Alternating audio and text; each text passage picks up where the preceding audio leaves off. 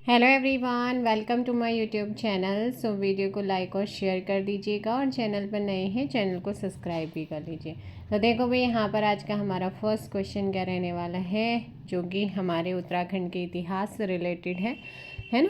तो question first है, उत्तराखंड राज्य के हथकरघा और हस्तशिल्प उत्पादों का विपणन अन्य राज्यों में किस ब्रांड के नाम से होता है। मतलब हमारे यहाँ के जो हथकरघा और हस्तशिल्प उत्पाद हैं उनको अन्य राज्य में किस नाम से बेचा जाता है।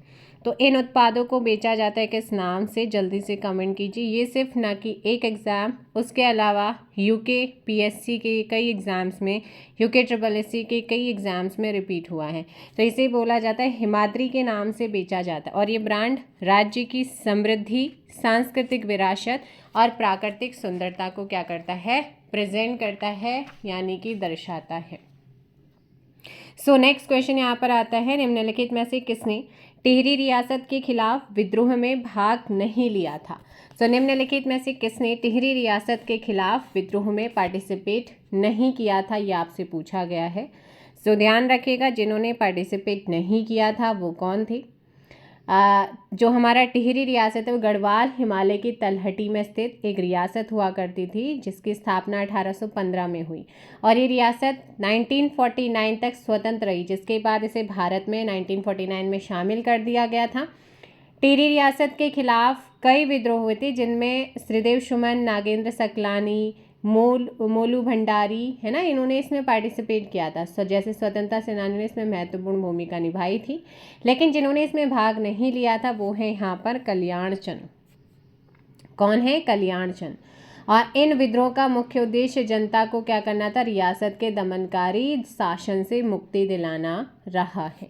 नेक्स्ट क्वेश्चन यहाँ पर आता है, थर्ड है कि किस पुराण में महर्षि वेदव्यास ने गढ़वाल के 4 धामों का सविस्तार वर्णन किया है। वो कौन सा पुराण है जिसमें महर्षि वेदव्यास ने गढ़वाल के 4 धामों का सविस्तार वर्णन किया है। उन्होंने 4 धाम बद्रीनाथ, केदारनाथ, गंगोत्री, यमुनोत्री, इनका वर्णन किया है ना। और यहाँ पर स्कंद पुराण आपका आंसर होगा। ये सबसे बड़ा पुराण माना जाता है। इसमें 81,000 श्लोक हैं।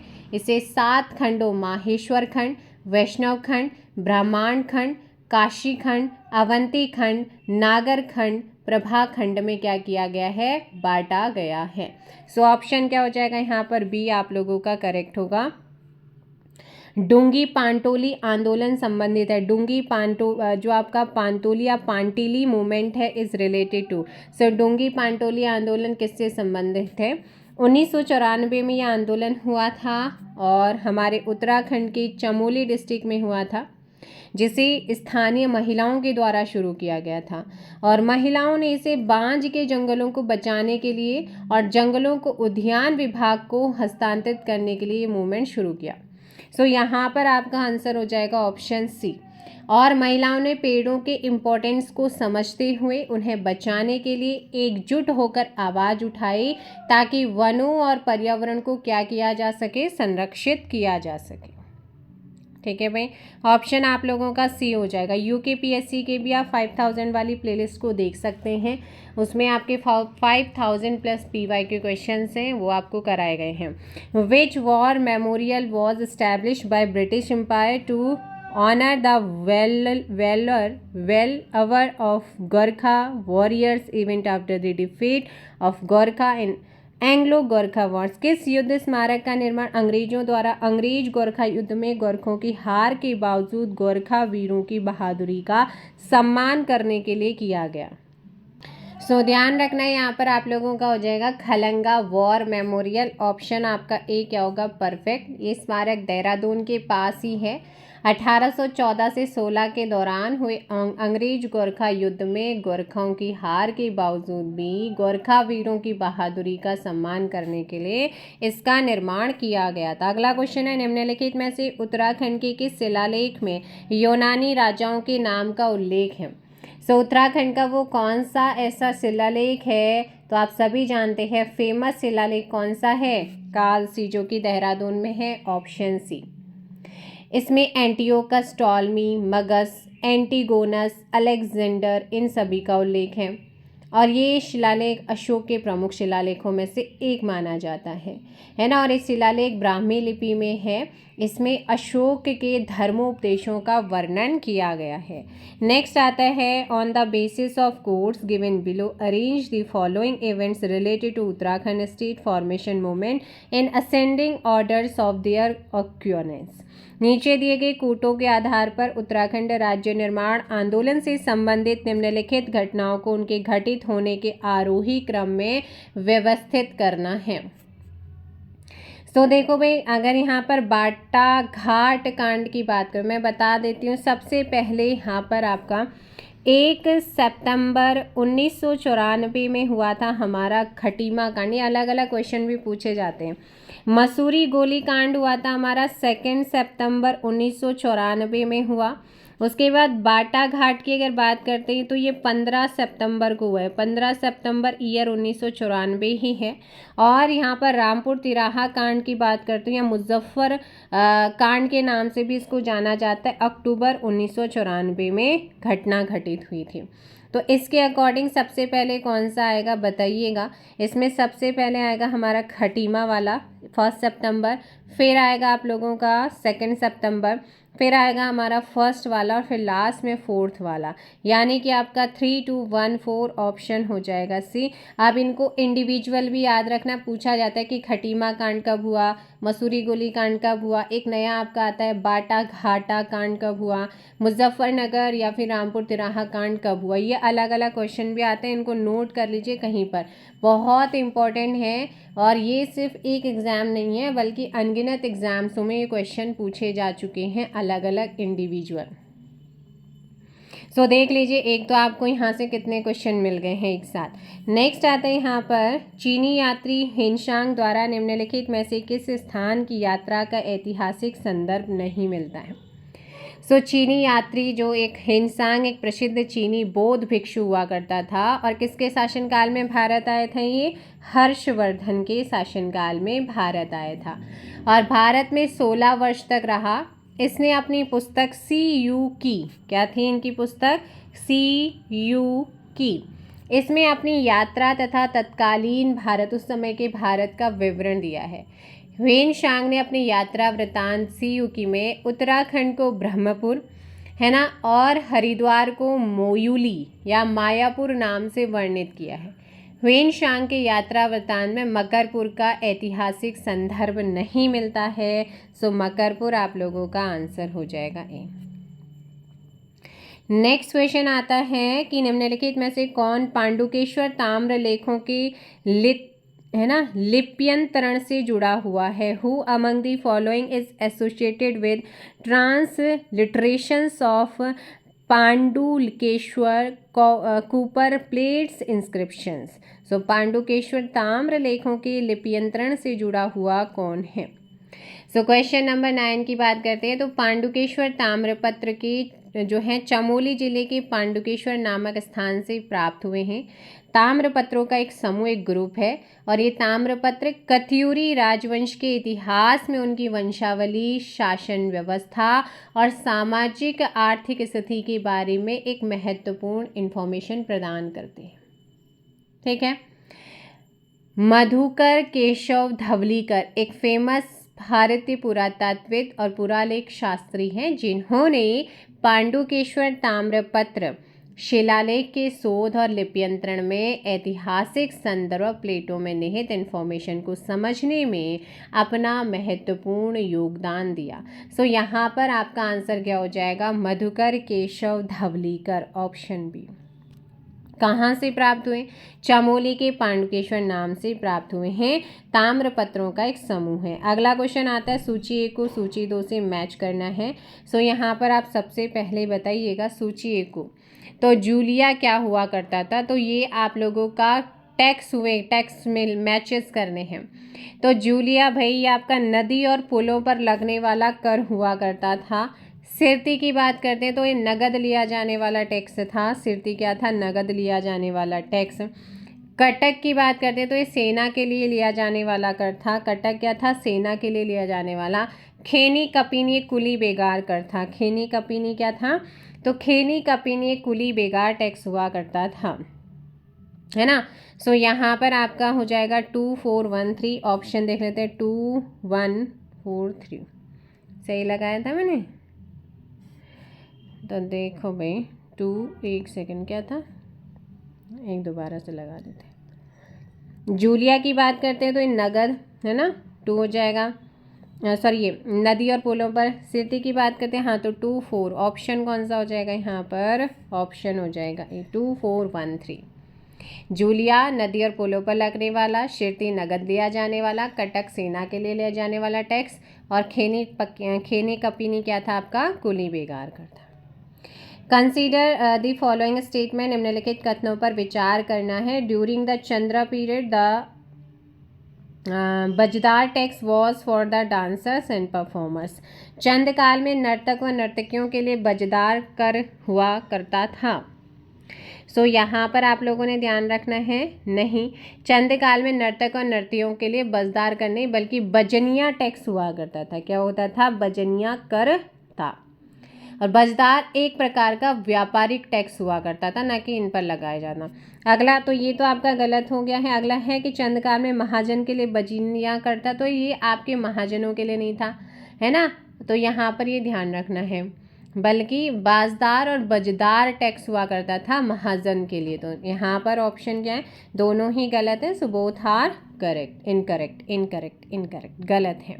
क्योंकि चंद काल में नर्तक और नर्तकियों के लिए कौन सा, बजनिया टैक्स, और बजदार जो होता था वो व्यापारिकों के लिए होता था, और महाजन के लिए भी क्या होता था आपका, बाजदार या बजदार टैक्स होता था। अगला क्वेश्चन आता है, चंद वंश के राजा बाज बहादुर के तिब्बत अभियान का निम्नलिखित में से क्या उद्देश्य था। सो लगभग 1638 टू 1678 के बीच में ये आपका राजा रहा था, राजा बाज बहादुर चंद। कुमाऊं के प्रसिद्ध चंदवंशी शासक इनको माना जाता है। और जो राजा बाज बहादुर थे, इन्होंने तिब्बत पर 2 बार सैन्य अभियान किया। कैलाश मानसरोवर हिंदुओं का एक पवित्र तीर्थ स्थल है, जिसे राजा बाज बहादुर अपने राज्य में शामिल कर मानसरोवर की यात्रा की सुरक्षा सुनिश्चित किया था उन्होंने। सो यहाँ पर इन्होंने क्या किया था, मानसरोवर की यात्रा की सुरक्षा सुनिश्चित करना। सो यहाँ पर उद्देश्य क्या था, ensuring the safety of the journey to Mansarovar, option B. चलेगा, नेक्स्ट क्वेश्चन पे चलते हैं। क्वेश्चन है आपका, गंगनानी शिलालेख में किस भाषा का उल्लेख किया गया। अच्छा, मैंने गंगनानी तप्त कुंड भी कराया था ना आप लोगों को। चलो बताओ कहाँ पर है गंगनानी तप्त कुंड।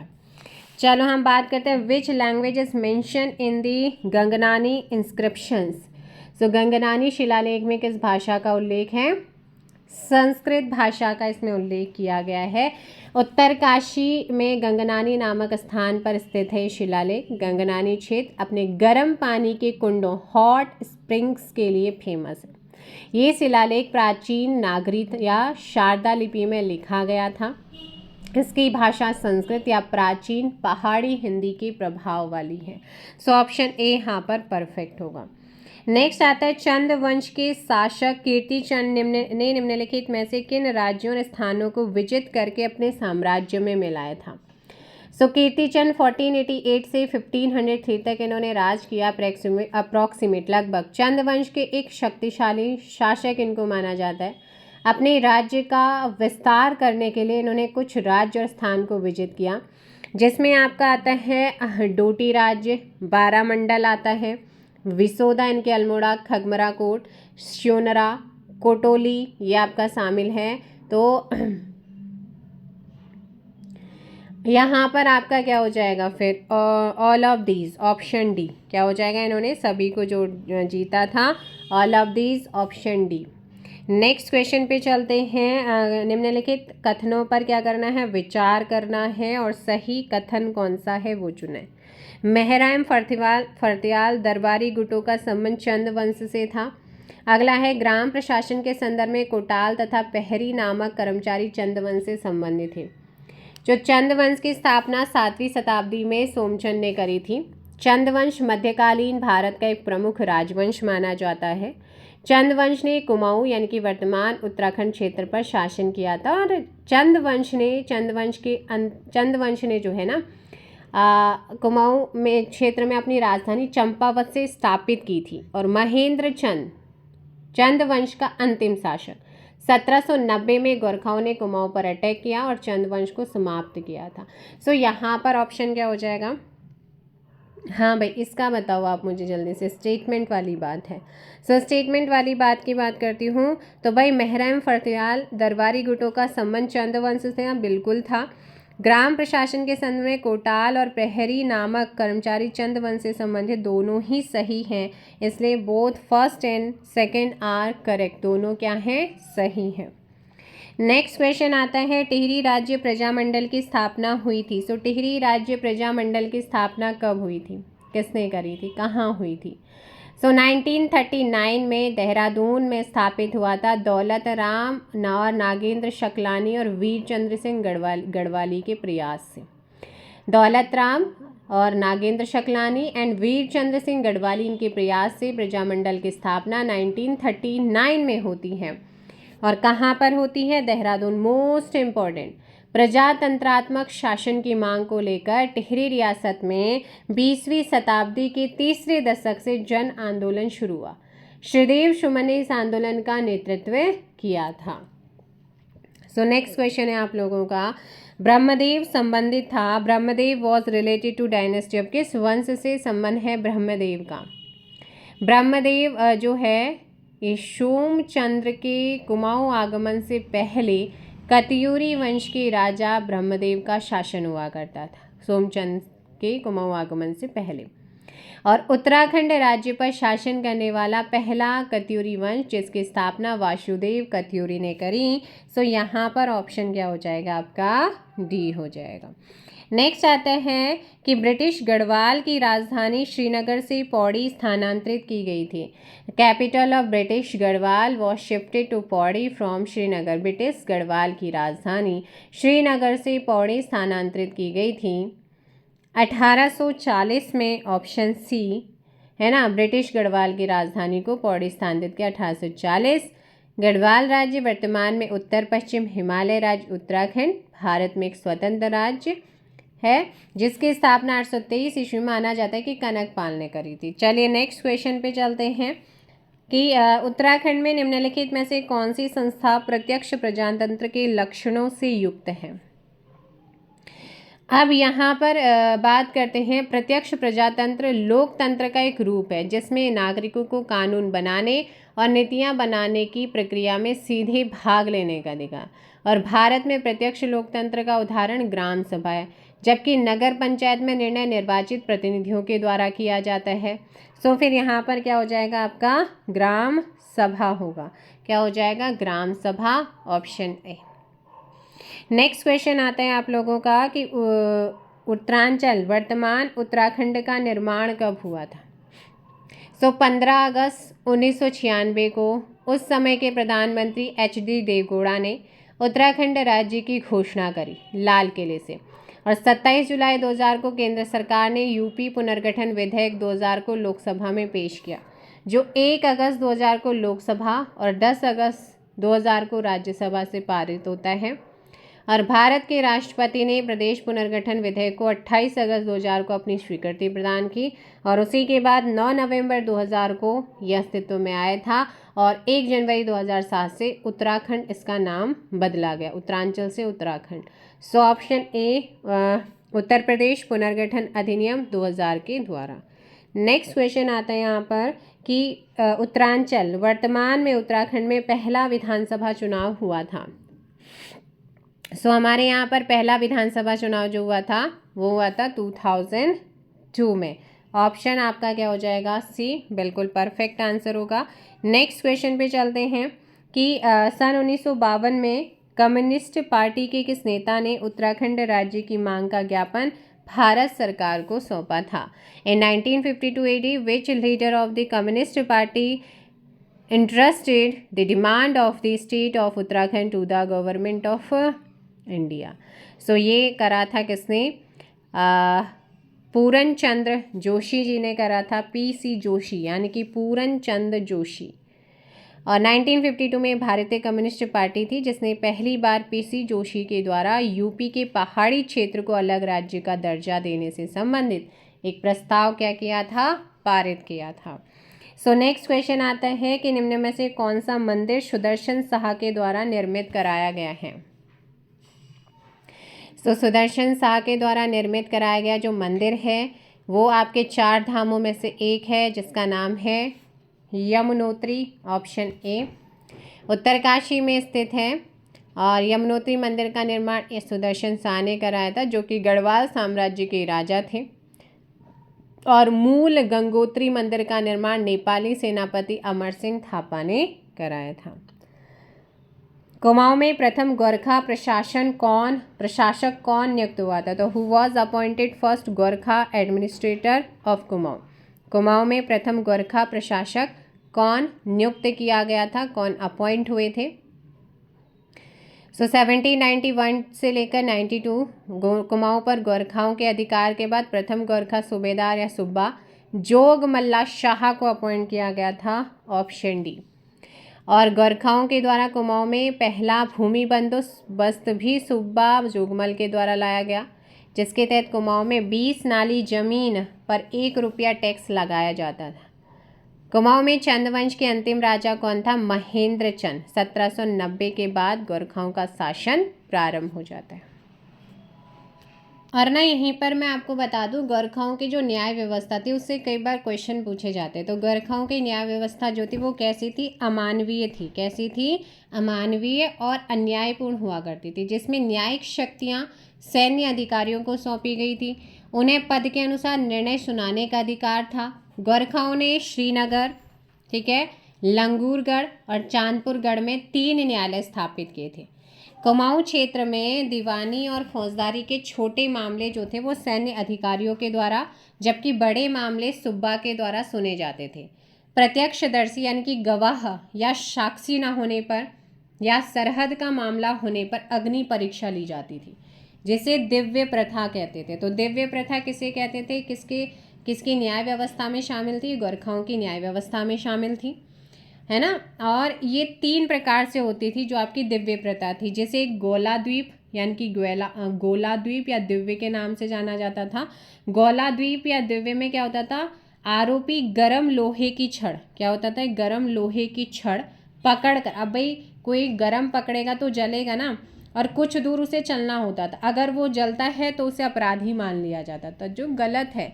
भाई कोई वो देवीय शक्ति थोड़ी है, नॉर्मल इंसान, मान लो भाई उसने कोई अपराध नहीं किया, उसे पकड़ लिया गया और अगर उसे बोला कि गरम छड़ को पकड़ और कुछ दूर चल, तो जलेगा ही ना। तो इसे गोलाद्वीप दिव्य मतलब न्याय व्यवस्था थी इनकी।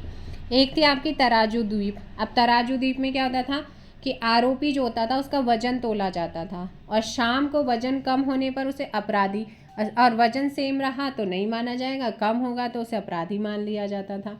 एक है आपका कढ़ाई द्वीप। कढ़ाई से समझ में आ रहा होगा कि गरम तेल की कढ़ाई में हाथ डाला जाता था। अगर कोई आरोपी, अभी सिद्ध नहीं हुआ, अगर उसे सिद्ध करना है तो, और हाथ अगर जलता है तो वह अपराधी।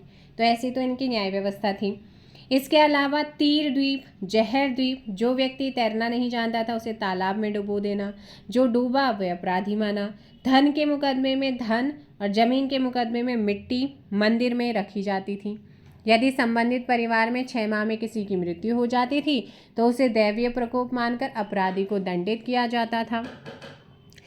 अलग अलग व्यक्तियों से अलग अलग प्रकार का व्यवहार गोरखाओं पर निर्भर था। किसी व्यक्ति को न्याय मिलेगा या नहीं ये इस तथ्य पर निर्भर आधारित होता था कि उसने संबंधित अधिकारी को कितनी रिश्वत दी है। शिव प्रसाद डबराल ने उत्तराखंड के इतिहास नामक पुस्तक में लिखा है कि गोरखाओं की न्याय व्यवस्था को लोह दंड से भी कठोर माना गया। और आपने, मैंने अभी जो आपको बताया उससे भी क्लियर स्पष्ट होता है कि गोरखाओं का उद्देश्य अमानवीय प्रथाओं द्वारा जनता का क्या करना था, शोषण करना रहा था। आप सोचो कि ऐसी इनकी न्याय व्यवस्था थी जो पॉसिबल ही नहीं है ना। सो नेक्स्ट क्वेश्चन पे चलते हैं। क्वेश्चन है हमारा 25। 1936 में स्थापित गणदेश सेवा संघ, जिसे बाद में हिमालय सेवा संघ के नाम से जाना गया, उसकी स्थापना किसने करी थी। सो ध्यान रखिएगा, यहाँ पर बात करते हैं हम हिमालय सेवा संघ सदर्न एसोसिएशन की स्थापना 1936 में श्रीदेव सुमन के द्वारा की गई थी। श्रीदेव सुमन उत्तराखंड के टिहरी जिले के एक प्रमुख सामाजिक कार्यकर्ता और स्वतंत्रता सेनानी थे। गांधी जी से प्रभावित थे।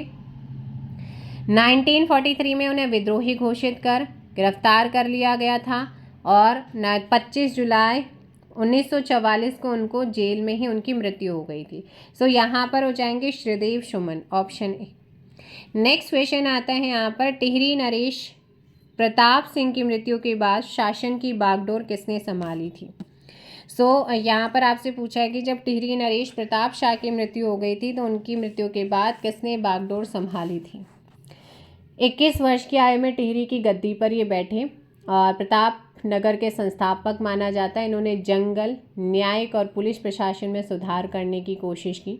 इनके शासन के दौरान राज्य में अनेक सार्वजनिक विद्रोह हुए और 1886 के आसपास इनकी डेथ हो जाती है। किशोरावस्था में थे और इनकी माँ राजमाता गुलेरी ने जो है प्रताप शाह की मृत्यु के बाद शासन की बागडोर संभाली थी। यहाँ पर आपका आंसर क्या हो जाएगा?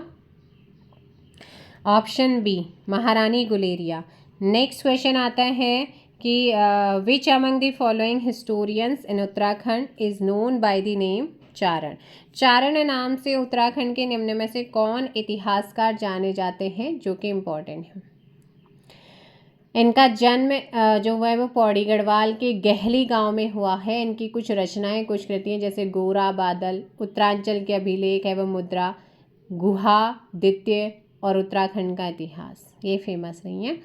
और ये आपके हो जाएंगे शिव प्रसाद डबराल, ऑप्शन ए यहाँ पर क्या हो जाएगा? सही आंसर है। और इन्हें उत्तराखंड का विश्वकोश भी कहा जाता है। सो उत्तराखंड का विश्वकोश शिव प्रसाद डबराल चारण के नाम से भी इन्हीं को जानते हैं। टिहरी रियासत का विलय भारतीय संघ में किस वर्ष किया गया था? टिहरी रियासत का विलय भारतीय संघ में 1 अगस्त 1949 में किया गया था। ऑप्शन हो जाएगा यहाँ पर सी, है ना। और आज़ादी के बाद लोगों के मन में राजाओं के शासन से मुक्त होने की इच्छा जागी और महाराजा के लिए भी अब राज करना मुश्किल होने लगा और 60वें राजा मानवेंद्र शाह ने भारत के साथ एक होना कबूल किया था और उसी के तहत 1 अगस्त 1949 को इसे उसमें ऐड किया गया था। निम्नलिखित में से कौन खुड़बुड़ा के युद्ध में मारा गया था? वो कौन है जो खुड़बुड़ा के युद्ध में मारा गया था?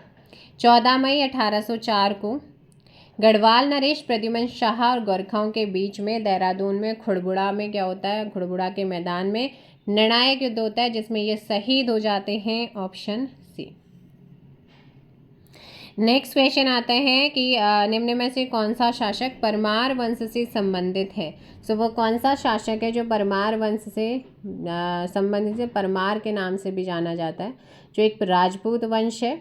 और यहाँ पर आपका हो जाएगा महिपत शाह, श्याम शाह, पृथ्वीपति शाह। ये आपके तीनों ही परमार वंश से संबंध रखते हैं। ऑप्शन क्या हो जाएगा? यहाँ पर डी हो जाएगा। नेक्स्ट क्वेश्चन आता है, चंद्र वंश का संस्थापक कौन है? Who was the founder of Chandra dynasty? Chandra वंश का संस्थापक किसको माना जाता है?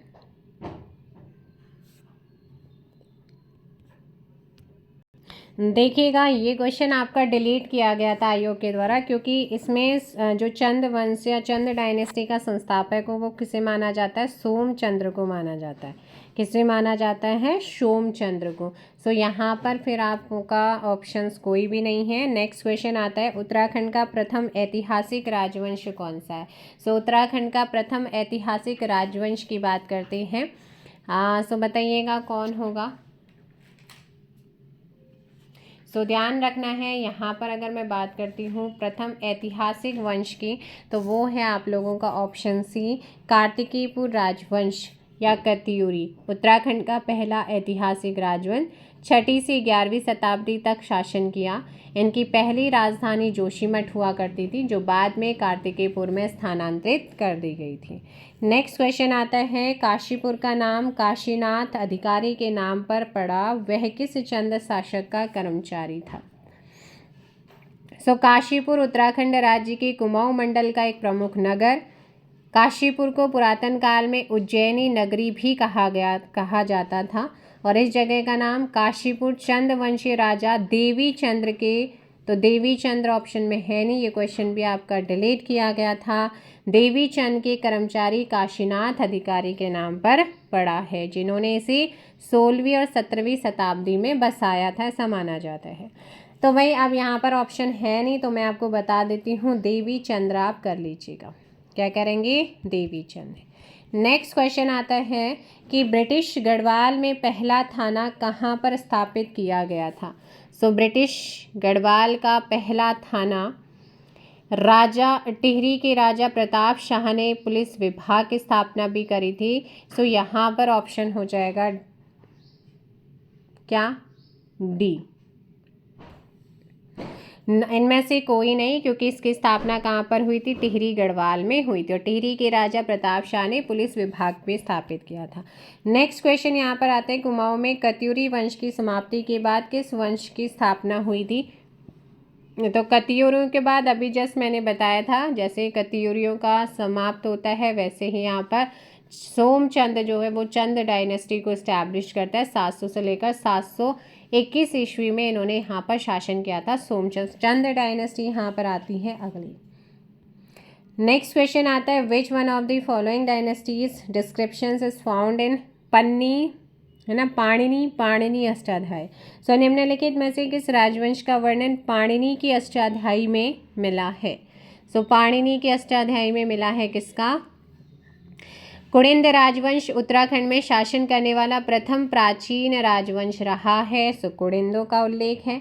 और ऐतिहासिक आपको बता दिया है, जो कि कार्तिकेय मतलब कौन सा रहा है? कत्यूरी या कार्तिकेयपुर राजवंश रहा है। प्राचीन पूछेगा तो वो आपका कुड़िंद आएगा, जिसका प्रारंभिक समय ऋग्वैदिक काल से माना जाता है। और जो रामायण है ना, रामायण के किष्किंधा कांड में कुड़िंदों की इन्फॉर्मेशन मिलती है, और विष्णु पुराण में कुड़िंदों को कुड़िंद पलकश्य कहा गया है। पाणिनि की रचना अष्टाध्यायी में कुड़िंदों को कुलून कहा गया है। सो नेक्स्ट क्वेश्चन पे चलते हैं, उत्तरांचल राज्य की प्रथम निर्वाचित विधानसभा के अध्यक्ष। सो हमारे उत्तरांचल वर्तमान उत्तराखंड की प्रथम निर्वाचित विधानसभा के अध्यक्ष थे यशपाल आर्य थे, और अंतरिम के प्रकाश पंत थे। और निर्वाचित विधानसभा के प्रथम मुख्यमंत्री भी कौन बने थे? नारायण दत्त तिवारी, ND तिवारी। अब आप मुझे बताइएगा कि वर्तमान में उत्तराखंड की विधानसभा अध्यक्ष और हमारे राज्य की पहली महिला अध्यक्ष कौन है? कमेंट कीजिए। नेक्स्ट आता है, देहरादून नगर किस वर्ष ब्रिटिश शासन के अधीन हुआ? सो देहरादून नगर किस वर्ष ब्रिटिश शासन के अधीन हुआ? सो ध्यान रखना है 1815 में, अप्रैल 1815 में गोरखाओं को गढ़वाल क्षेत्र से हटाया गया, और गढ़वाल पर जो है वो अंग्रेजों ने कब्जा किया। उस वर्ष में तहसील देहरादून का क्षेत्र अब सहारनपुर जिले में जोड़ा गया था उस समय, और 1825 में ये कुमाऊं डिवीज़न में ट्रांसफर किया गया था। सो नेक्स्ट क्वेश्चन आता है, उत्तरांचल विधेयक लोकसभा में पारित हुआ था। सो उत्तरांचल विधेयक लोकसभा में कब पारित हुआ है? आपको मैंने पहले ही बताया, 1 अगस्त 2000 को ये लोकसभा में पारित होता है, 10 अगस्त 2000 को ये राज्यसभा में पारित होता है, और 27वें राज्य के रूप में गठित 9 नवंबर 2000 को होता है। सो नेक्स्ट क्वेश्चन आता है यहाँ पर, गोपेश्वर तथा बाड़ाहाट के स्तंभ लेख हैं। The pillar inscriptions of Gopeshwar and Barahat belongs to. तो ये आपके आते हैं 6th सेंचुरी के छठी शताब्दी के। गोपेश्वर और बाड़ाहाट से त्रिशूल लेख मिले हैं। गोपेश्वर के रुद्रशिव मंदिर के त्रिशूल लेख में 2 राजा नागपति नाग और अशोक चल्ल का लेख। 6ठी और 7वीं सदी में नागपति नाग ने इस क्षेत्र को जीता था, ऐसा माना जाता है। नेक्स्ट आता है यहाँ पर कि 1857 ईस्वी के सैन्य विद्रोह के समय कुमाऊं कमिश्नर कौन थे? सो 1857 ईस्वी के समय सैन्य विद्रोह जो हुआ था उस समय कुमाऊं के कमिश्नर हुआ करते थे सर हेनरी रैमजे। रैमजे पहले ब्रिटिश कुमाऊं कमिश्नर थे जिसने कुमाऊं में अंग्रेजों को बसाने का विरोध किया, और रैमजे को कुमाऊं का बेताज बादशाह भी कहा जाता है। तो आपसे ये पूछा जा सकता है। नेक्स्ट आता है यहाँ पर, अजयपाल के बाद तिब्बत पर आक्रमण करने वाला शासक कौन था? 1591 से 1611 तक तिब्बत मतलब इन्होंने शासन किया था और इन्होंने तिब्बत यानी कि दावा पर आक्रमण किया। इस समय तिब्बत के शासक काकवा मोर हुआ करता था। लक्ष्मी चंद जो मानशाह का समकालीन राजा हुआ करता, उसने 7 बार पवार शासकों पर असफल अटैक किया। मानशाह के यति नंदी ने चंपावत को अपने अधिकार में भी कर लिया था। सो यहाँ पर आपका आ जाएगा मानशाह। नेक्स्ट आता है 43। राजा सुदर्शन शाह ने अपने राज्य की राजधानी टिहरी की स्थापना किस वर्ष करी थी? सो राजा सुदर्शन शाह ने अपने राज्य की राजधानी टिहरी की स्थापना किस वर्ष करी? 28 दिसंबर 1815। ऑप्शन आपका हो जाएगा सी। अपनी राजधानी श्रीनगर से हटाकर टिहरी इस्टेब्लिश की और अगस्त 1949 को टिहरी का भारत में विलय भी हुआ और यूपी का एक जिले के रूप में फिर उसके बाद से स्थानांतरित किया गया था। सो नेक्स्ट आता है यहाँ पर चंद वंश का वह शासक जो मुगल बादशाह अकबर का समकालीन था। सो चंद वंश का वह शासक जो मुगल बादशाह अकबर का समकालीन था वो था रुद्रचंद। कौन था? रुद्रचंद। तराई पर अधिकार कर वर्तमान रुद्रपुर नगर इस्टेब्लिश किया था और अल्मोड़ा का मल्ला महल इसी ने बनाया था, रुद्रचंद ने। सन 1919 में कुमाऊं परिषद का तीसरा अधिवेशन संपन्न हुआ था। सन 1919 में कुमाऊं परिषद का तीसरा सेशन होता है और ये हमारा कोटद्वार में हुआ था। एकमात्र सेशन जो गढ़वाल में हुआ, ऑप्शन सी, और जिसके अध्यक्ष बद्रीदत्त की अध्यक्षता में हुआ। गोविंद बल्लभ पंत, हरगोविंद पंत, बद्रीदत्त पांडे, इन नेताओं के प्रयास से 1916 में इसका गठन हुआ था, कुमाऊं परिषद का। सो नेक्स्ट आता है यहाँ पर नरसिंहदेव कत्यूरी ने अपनी राजधानी कार्तिकेयपुर से हटाकर स्थापित की थी। सो नरसिंहदेव कत्यूरी ने अपनी राजधानी कार्तिकेयपुर से हटाकर कहाँ पर स्थापित की थी? सो इन्होंने करी थी अपनी कहाँ पर? बैजनाथ में। ऑप्शन आपका क्या हो जाएगा? बी, बैजनाथ बागेश्वर। अल्मोड़ा के कत्यूर घाटी के बैजनाथ बागेश्वर नामक स्थान पर स्टैब्लिश की। 700 से 1030 ईस्वी तक इस राजवंश के 3 से अधिक वंशों ने शासन किया और इस राजवंश को उत्तराखंड यानी कि कुमाऊं का प्रथम ऐतिहासिक राजवंश भी माना जाता है। सो नेक्स्ट आता है यहाँ पर वर्ष 1935 में स्थापित बाल सभा के संस्थापक कौन थे? सो 1935 में बाल सभा को स्थापित करने का जो श्रेय जाता है वो जाता है सत्यप्रसाद रतूड़ी को, ऑप्शन ए। सत्यप्रसाद रतूड़ी का जन्म 1908 में टिहरी में हुआ। 1948 में इन्होंने मसूरी से हिमाचल साप्ताहिक का संपादन भी शुरू किया था। 1995 ईस्वी में कल्याण सिंह रावत के द्वारा मैती आंदोलन की शुरुआत किस स्थान से की गई थी? सो 1995 में कल्याण सिंह रावत के द्वारा मैती आंदोलन, आप देखो मैती आंदोलन की शुरुआत कब की गई, किसने की और कहाँ से की? 4 क्वेश्चन आपको मिल रहे हैं एक साथ। इन्होंने करी थी ग्वालदम से, चमोली के ग्वालदम से। कहाँ पर है? चमोली में।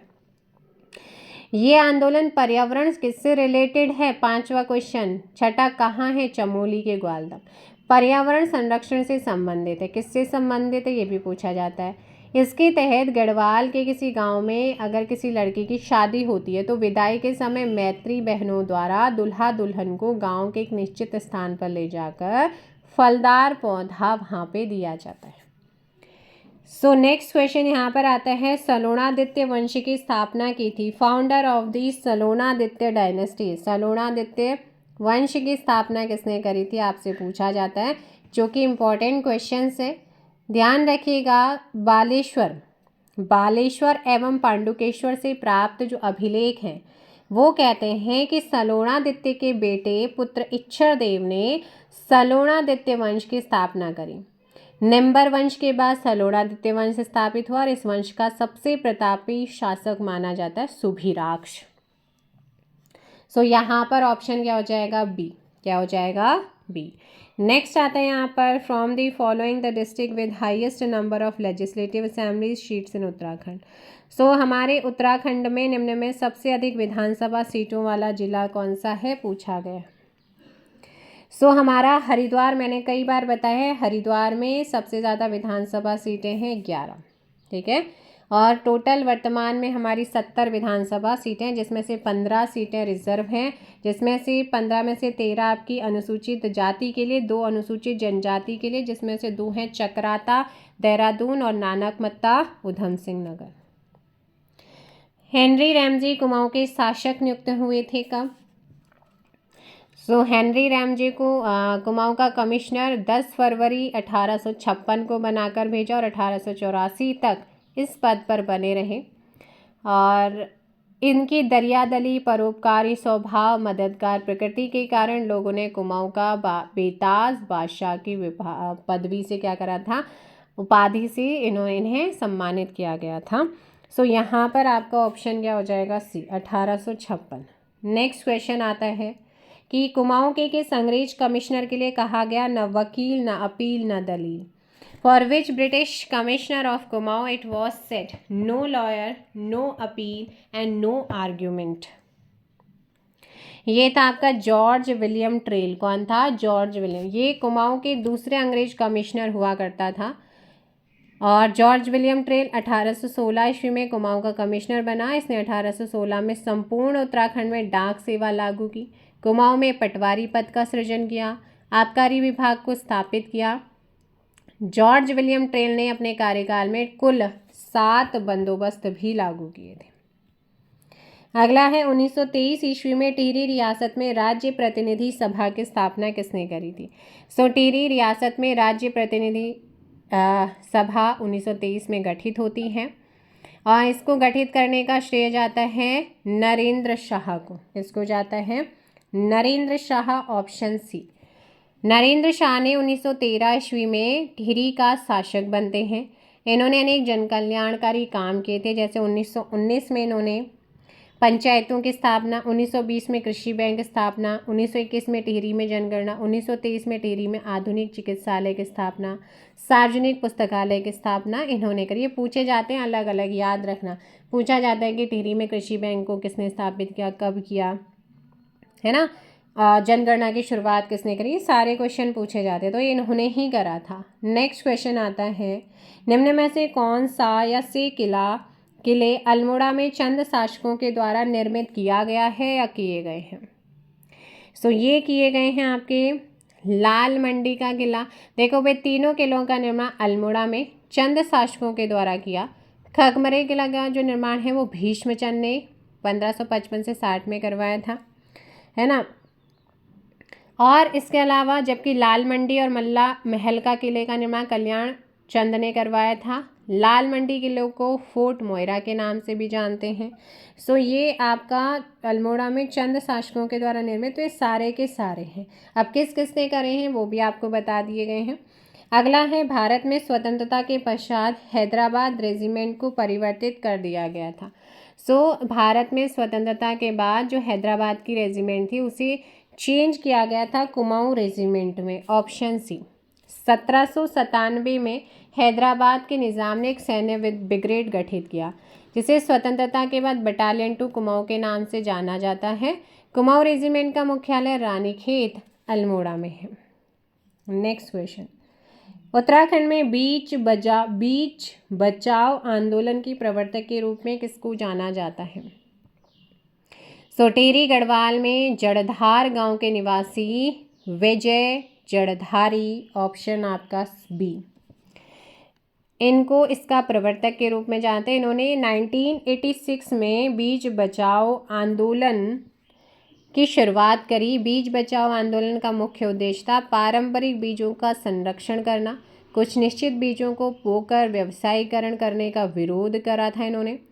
विजय जड़धारी ने बारान नाज तकनीक और ज़ीरो बजट खेती की शुरुआत करी, ये पूछा जाता है।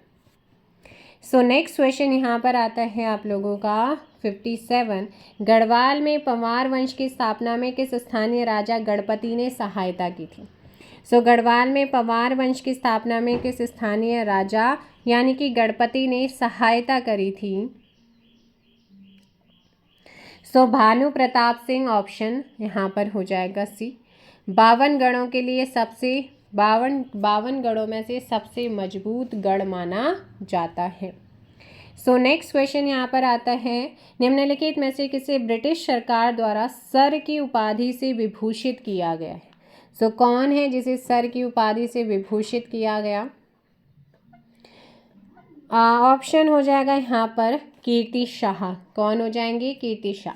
कीर्ति शाह के बाद, नहीं एक सेकंड रुको, देखो कीर्ति शाह के बाद उनका उत्तराधिकारी बनता नरेंद्र शाह, गद्दी पर बैठा। उसने अपने शासन के प्रथम वर्ष 1919 में ही सबसे पहले गांव के विकास के लिए टिहरी में पंचायत एस्टैब्लिश की, छात्रों के लिए छात्रवृत्ति निधि स्थापित की, सार्वजनिक पुस्तकालय स्थापित किया। इनके सुधारवादी कार्यों से प्रभावित होकर ही ब्रिटिश सरकार ने इन्हें गढ़वाली फौजी का स्थायी लेफ्टिनेंट कर्नल बनाया। इन्हें KCSI और सर की उपाधि से विभूषित किया। तो ये नरेंद्र शाह हैं जिन्हें ब्रिटिश सरकार ने गढ़वाली फौज का स्थायी लेफ्टिनेंट कर्नल बनाया और इन्हें KCSI का टाइटल भी दिया और सर का टाइटल भी दिया था। ठीक। सो नेक्स्ट आता है यहाँ पर खटीमा नरसंहार हुआ था। मैंने स्टार्टिंग में आपको बताए थे। खटीमा नरसंहार कब हुआ था बताओ? ये उधम सिंह नगर जिले में हुआ और निहत्थे सैनिक और खटीमा की जनता पर तत्कालीन सरकार ने गोलियां चलवा दी थी। तो यहाँ पर आ जाएगा 1 सितंबर 1994। ऑप्शन आपका क्या हो जाएगा? बी परफेक्ट आंसर होगा। रोहिलों ने कुमाऊं पर आक्रमण किसके समय में किया था? रोहिलों ने कुमाऊं पर आक्रमण इसके समय पर किया, किसके टाइम पे किया था? जब वहाँ पर शासक था भारती चंद। तो इनमें से कौन सा हो जाएगा? ऑप्शन डी, है ना, नन ऑफ दीज। रोहिला नेता अली मोहम्मद खान ने 1744 में कुमाऊं के अल्मोड़ा पर अटैक किया। रोहिलाओं ने भीमताल के रास्ते से अल्मोड़ा में प्रवेश एंट्री ली। तब चंद राजा कमज़ोर थे, इसलिए रोहिलाओं का विरोध नहीं कर पाए थे। अगला यहाँ पर आ जाता है, किसने पौड़ी में गवर्नर मेलकाम हैली के सामने राष्ट्रीय तिरंगा यानी कि झंडा फहराया? किसने पौड़ी में गवर्नर मेलकाम हैली के सामने राष्ट्रीय तिरंगा यानी कि झंडा फहराया था? 28 अगस्त 1930 को राजकीय विद्यालय जय हरिखाल की इमारत पर तिरंगा झंडा फहराकर ब्रिटिश शासन के विरोध में भाषण देकर छात्रों को मोटिवेट किया था। वो थे जयानंद भारती। ऑप्शन आपका हो जाएगा यहाँ पर डी। ये उस समय की बात है जब तत्कालीन गवर्नर मेलकम हैली का पौड़ी दौरा था और ये खबर सुनते ही रामप्रसाद नौटियाल और उनके सहयोगी ने योजना बनाई कि गवर्नर को काले झंडे दिखाए जाए और उसका बॉयकॉट किया जाए और इस घटना को अंजाम देने के लिए जयानंद को चुना गया था। नेक्स्ट यहाँ पर आता है, निम्नलिखित में से किसने टिहरी में अपनी राजधानी बसाई थी? निम्नलिखित में से किसने टिहरी में अपनी राजधानी बसाई थी? वो है यहाँ पर सुदर्शन शाह। कब बसाई थी ये मैंने बताया है, अब आप बताओ कि कब बसाई गई थी। नेक्स्ट और अगला क्वेश्चन है कि कौन सा ग्रंथ परमार वंश से संबंधित नहीं है? वो कौन सा ग्रंथ है जो कि आपका परमार वंश से संबंध नहीं रखता? मानवोदय काव्य भरत कवि ने। रामायण प्रदीप की बात करते हैं तो ये मेधाकर शर्मा ने लिखा। गढ़वाल वंश का संबंध गढ़वाल वंश काव्य का संबंध परमार वंश से है, जबकि राज तरंगिणी कल्हण के द्वारा रचित है एक संस्कृत ग्रंथ जिसकी रचना 12वीं सदी के मध्य में हुई और इसमें कश्मीर के इतिहास पर आधारित है। नेक्स्ट क्वेश्चन, मध्यकालीन उत्तराखंड की राजशाही द्वारा लिए जाने वाले कर कटक का संबंध है। तो मैंने आपको कटक स्टार्टिंग में बताया था, क्या है बताओ? देखो भाई, इसके अलावा कटक की बात करते हैं। मैंने यहाँ पर बताया था नदी और नदी के पुलों पर लगाए जाने वाला कर जूलिया टैक्स हुआ करता था, इसी को सांगा भी कहते थे। और एक आता है आप लोगों का सेना के लिए ले जाने वाला, तो ये आपका कटक है। ऑप्शन हो जाएगा यहाँ पर सी। एक होता था यहाँ पर बेकर। कौन सा होता था? बेकर अनाज के रूप में लिया जाने वाला। एक होता था कूत कर, नगद के बदले लिया जाने वाला अनाज। तान कर होता था, ऊनी वस्त्रों के बुनकरों से लिया गया कर होता था, है ना। और तो ये कुछ इंपॉर्टेंट टैक्स थे जो मध्यकालीन उत्तराखंड की राजशाही के द्वारा लगाए जाते थे। सो यहाँ पर ऑप्शन सी हो जाएगा। नेक्स्ट आते हैं यहाँ पर कि निम्नलिखित में से किस टिहरी नरेश ने पृथक उत्तराखंड राज्य के लिए आंदोलन छेड़ा था। सो निम्नलिखित में से किस टिहरी नरेश ने पृथक उत्तराखंड राज्य के लिए आंदोलन छेड़ा था। सो ध्यान रखना है 1957 में टिहरी रियासत के अपदस्थ नरेश मानवेंद्र शाह ने पृथक उत्तराखंड राज्य आंदोलन को अपने स्तर से शुरू किया, जिसे चीनी आक्रमण 1962 के कारण वापस ले लिया गया था। Option C. नेक्स्ट क्वेश्चन यहाँ पर आता है कि 1871 ईस्वी में अल्मोड़ा अखबार का प्रकाशन किया था किसने। सो अल्मोड़ा अखबार उत्तराखंड के अल्मोड़ा जिले से प्रकाशित होने वाला शुरुआती स्थानीय भाषा के अखबारों में से एक, और इसका प्रकाशन 1871 में बुद्धिजीवी बुद्धि बल्लभ पंत ऑप्शन डी इन्होंने शुरू किया था इनके नेतृत्व में। और इस अखबार ने सामाजिक सुधार के मुद्दों को बढ़ावा दिया और क्षेत्र में लोगों के बीच राजनीतिक जागृति लाने में मदद की थी। नेक्स्ट आते हैं यहाँ पर कुमाऊं राष्ट्रीय मोर्चा की स्थापना किसने करी थी। द कुमाऊं राष्ट्रीय मोर्चा इस्टेब्लिश बाय, तो इसको इस्टेब्लिश किया गया 1970 में पीसी जोशी ने किया था।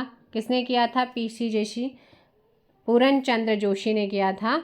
और ये उत्तराखंड विशेष रूप से कुमाऊं क्षेत्र के राजनीतिक हितों का प्रतिनिधित्व करने वाला एक क्षेत्रीय संगठन था।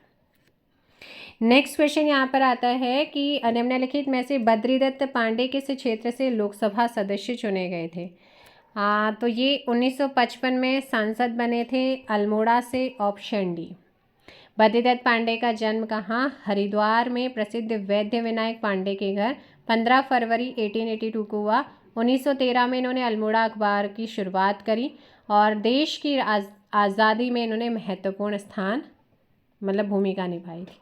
अगला क्वेश्चन यहाँ पर आता है चंद वंश के शासनकाल में सिरतान किस प्रकार का टैक्स हुआ करता था। तो सिरतान के बारे में मैंने आपको बताया है।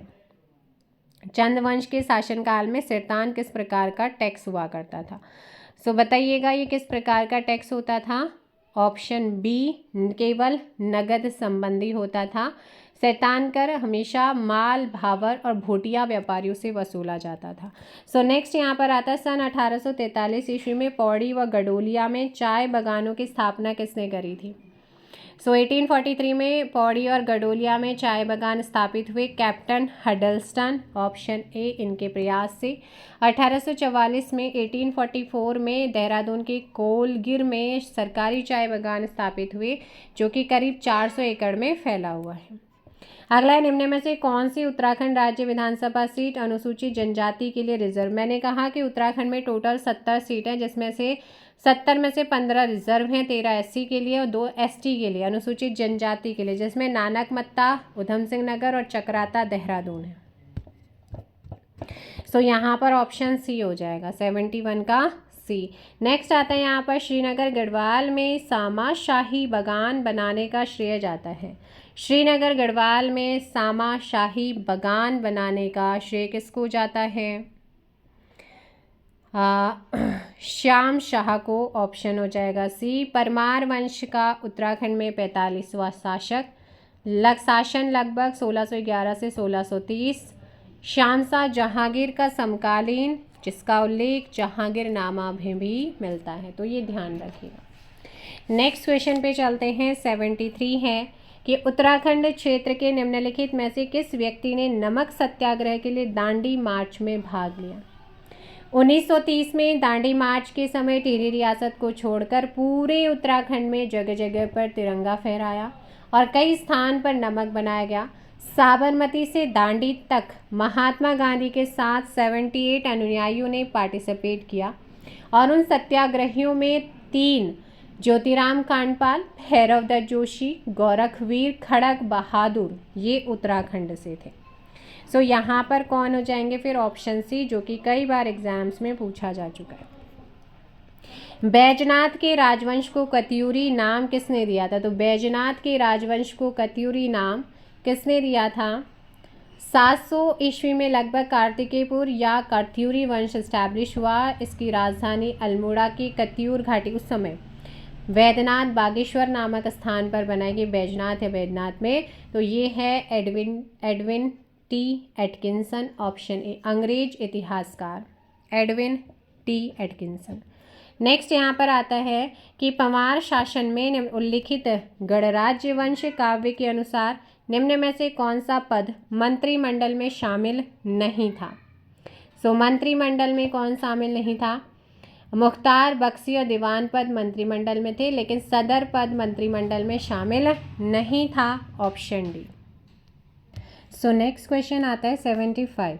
पंवार शासन में उल्लिखित गणराज्य वंश काव्य के अनुसार निम्न में से कौन सा पद मंत्रिमंडल में शामिल नहीं? तो मैंने आपको बताया था कौन सा नहीं था, ऑप्शन डी सदर नहीं था।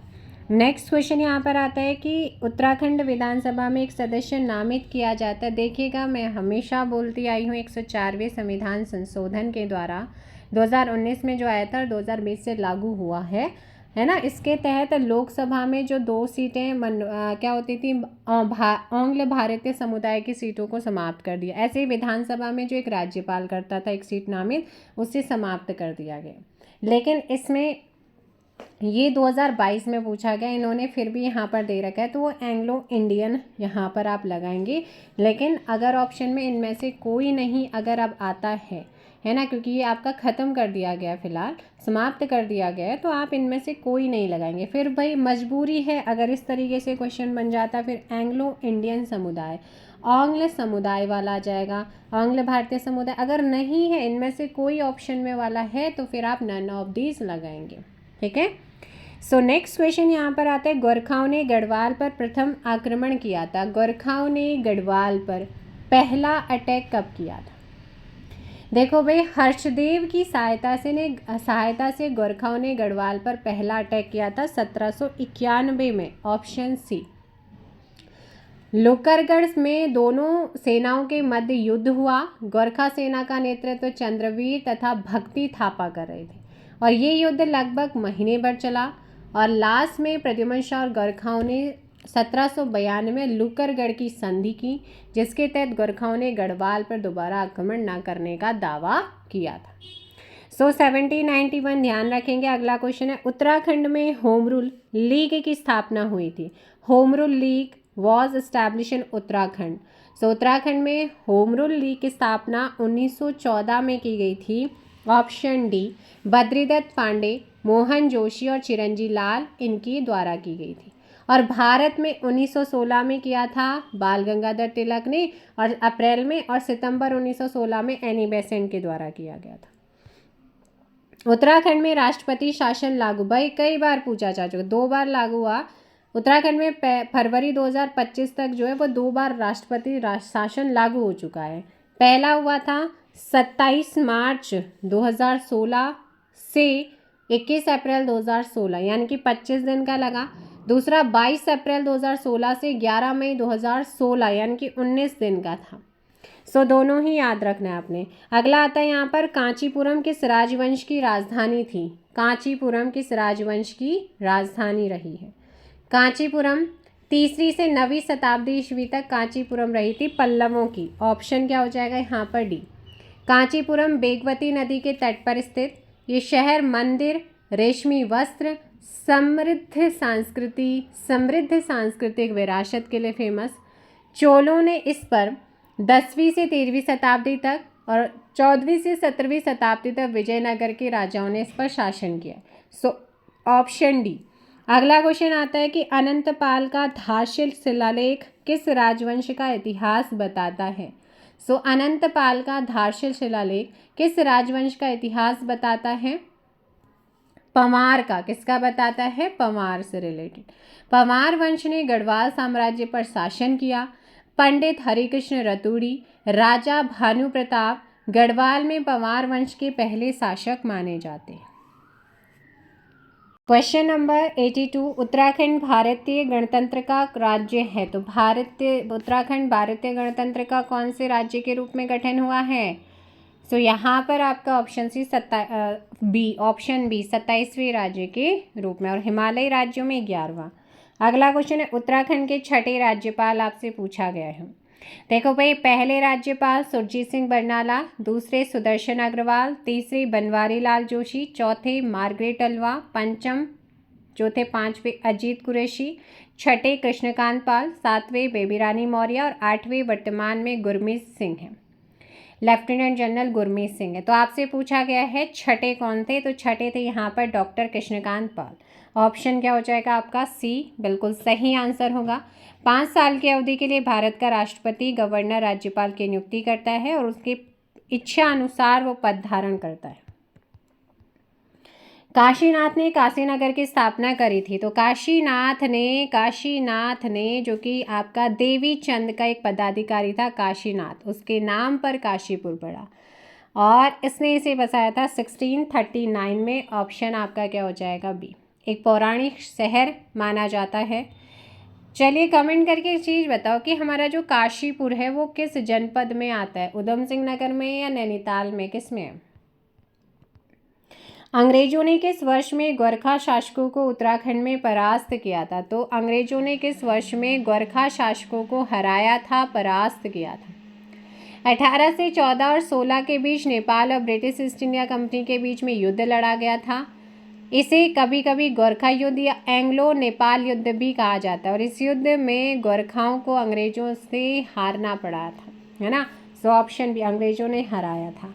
अगला क्वेश्चन यहाँ पर आता है, कुमाऊं के पहले आयुक्त कौन थे? Who was the first commissioner of Kumaon? ये आपको मैंने पहले भी कराया है।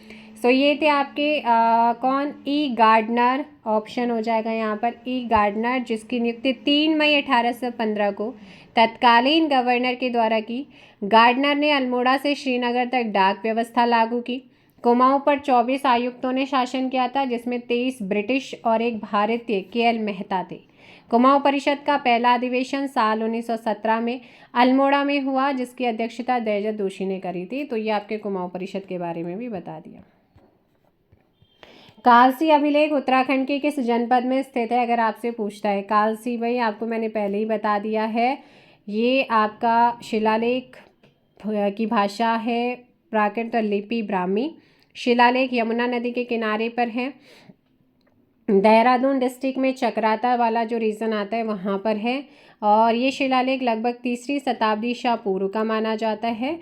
मौर्यकालीन सम्राट अशोक का ये क्या है? प्रमुख शिलालेखों में से एक है।